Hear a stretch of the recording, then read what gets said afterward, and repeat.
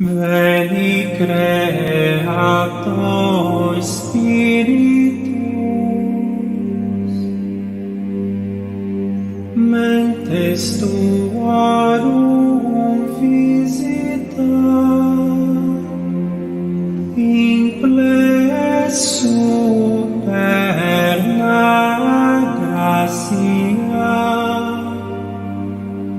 que tu creasti pectora.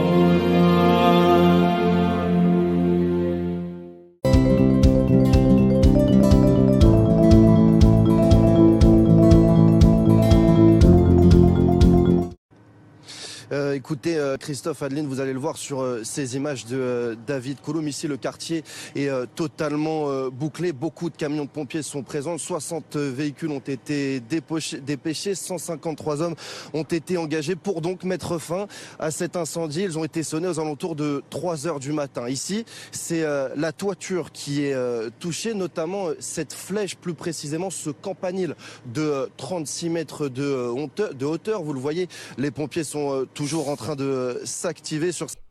Incendie spectaculaire dans la nuit du 26 au 27 janvier 2025. C'est aux alentours donc de 3 heures du matin dans la nuit que les sapeurs-pompiers de Paris ont été alertés. Le feu a été particulièrement impressionnant, mais il n'y a eu aucune victime. Suite aux dégâts matériels, c'est le campanile qui a subi de gros dommages. C'est la pièce maîtresse de l'édifice. Pourquoi cet événement devrait attirer notre attention ? Alors, 1, c'est que la mairie du 12e arrondissement se trouve être la commune du ministère de tous les contribuables français. La deuxième, c'est que c'est l'un des arrondissements de Paris à avoir un passif catholique important. La troisième raison, c'est que le chemin de Compostelle passe par la mairie du 12e. Quatrième raison, c'est qu'en 1924, tout comme en 2024, l'arrondissement a été choisi pour les JO 2024. La cinquième raison, c'est que la flamme olympique est passée par là en 2024. La sixième raison, c'est que les compétitions se sont déroulées dans l'octogone de l'Accor Arena. Septième raison, c'est qu'entre le 8 décembre 2024, Notre-Dame de l'Immaculée Conception, et le 27 janvier, soit 50 jours, soit un jubilé de 50 ou un jubilé de 2 fois 25, soit les 50 jours, une nouvelle Pentecôte. Pourquoi faut-il à la fois être à l'écoute des signes et après avoir observé les signes, il faut procéder aux vérifications ? Parce qu'il y a beaucoup de gens qui confondent un vrai signe et une coïncidence. Et pour qu'un signe soit pris en considération, il doit s'accompagner de faits concordants, pas juste une intuition. Voilà pourquoi je vais vous partager à la fois mes observations et le résultat de mes recherches, car je vis dans le quartier depuis 20 ans. Donc commençons par le début, la mairie du 12e. Alors c'est la commune du ministère de tous les contribuables français. Là, quand on parle de ce qui vous intéresse, vous devenez beaucoup plus réceptif. Et oui, Bercy, c'est la mairie du 12e, c'est même inscrit sur la façade. Et vous savez quelle est la chapelle la plus proche du ministère des contribuables ? Elle s'appelle la chapelle de l'Agneau de Dieu. Pour ceux qui ont abandonné la foi chrétienne et pour ceux qui voudraient parfaire leur culture sur ce sujet, je vous invite à vous rendre dans n'importe quelle paroisse pour que l'on vous explique ce qu'est l'agneau de Dieu. La deuxième église, à proximité, est l'église Saint-Antoine des 15-20. Cette paroisse, donc, date de 1791. Elle est placée sous le patronage de Saint-Antoine, fête le 17 janvier, qui est une fête d'armes du diocèse des armées. Et la première fête du diocèse des armées selon le calendrier du contribuable. Donc, la deuxième raison pour laquelle nous devrions nous intéresser sérieusement à cet événement, le patrimoine catholique du 12e arrondissement et son rayonnement. c'est que c'est l'un des arrondissements à avoir un patrimoine catholique important. Place du Trône, rebaptisée par les Républicains Place de la Nation, lieu de décapitation de l'Église catholique au profit de la République maçonnique. Chapelle Notre-Dame de la Paix de Picpus, lieu d'où partaient tous les missionnaires français avant de partir en mission dans les pays lointains. On leur a posé sur la tête la statue de Notre-Dame de la Paix.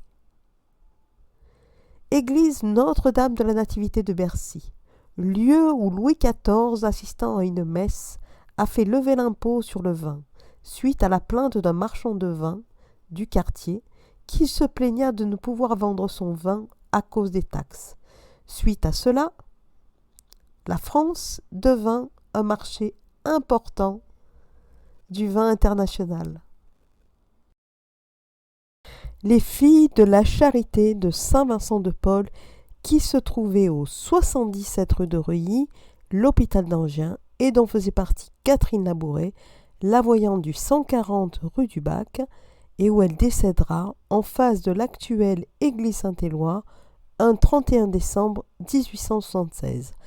Si vous portez une de ces petites médailles qui ont été frappées suite à la vision de cette voyante, souvenez-vous, nous devrions tous lui rendre hommage le jour de son décès, soit le 31 décembre.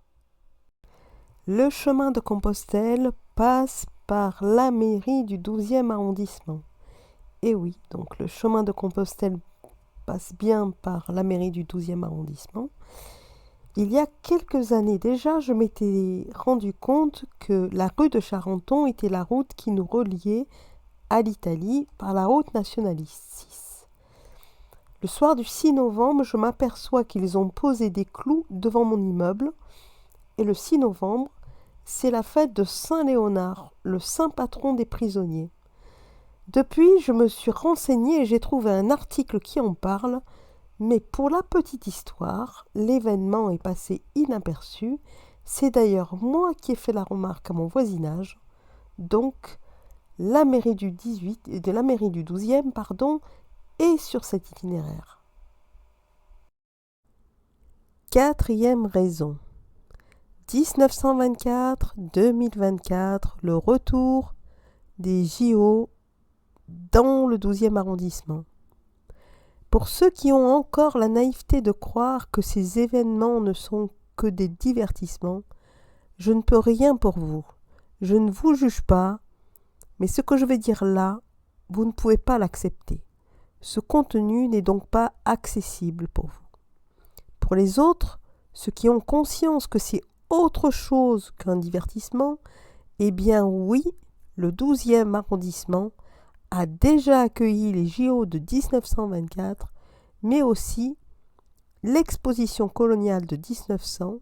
D'ailleurs, c'est au Jardin Tropical que j'ai passé tous les dimanches de la période des JO. Cinquième raison, la flamme olympique du bois de Vincennes, Paris 12e, au chaudron, place de la République.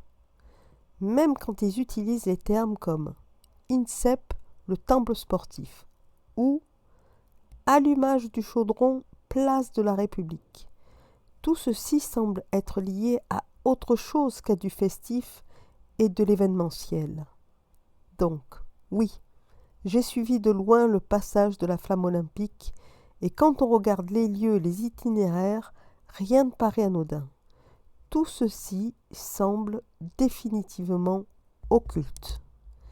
S'il était difficile d'avoir une quelconque crédibilité avant le déroulement de ces événements, il est clair qu'après l'état de choc de toute la sphère internationale, suite aux différentes cérémonies jugées sataniques, on prend plus en considération ce qui s'est passé en amont, car on a vu l'objectif.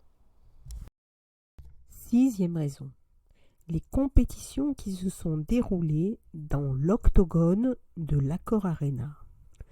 Pour mes amis anglophones, vous risquez de manquer d'infos pour bien comprendre, car il faut que je sous-titre ma vidéo Cathédrale Notre-Dame de Paris en anglais, pour que vous puissiez comprendre le sens de tout cela.